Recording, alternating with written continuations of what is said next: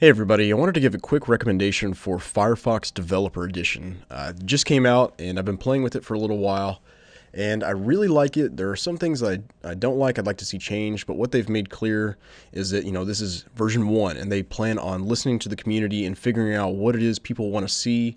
And I really think that they'll, just like they have with the regular version of Firefox, they're really going to go full steam ahead on this and make it fantastic and make it the #1 tool for browser-based debugging.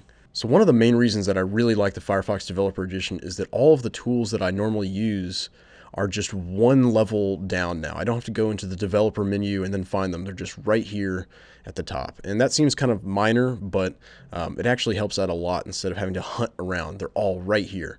So that's really good.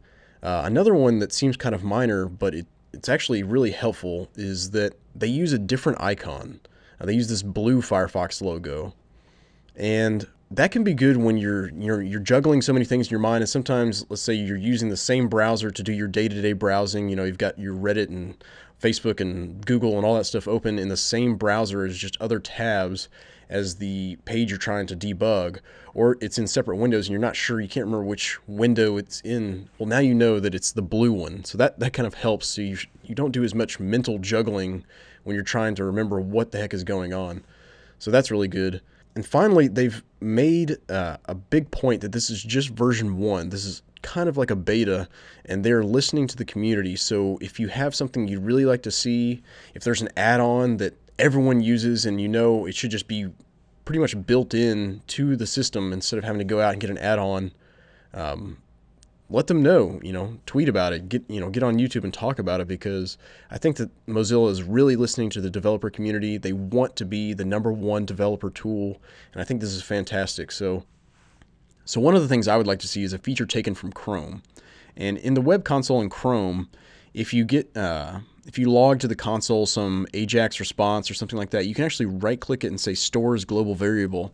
And then from there you can manipulate it and pass it to other functions and kind of mess around with it.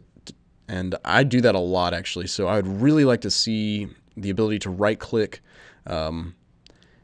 AJAX responses and save them as temporary variables. So that would be fantastic if the developers at Mozilla could do that.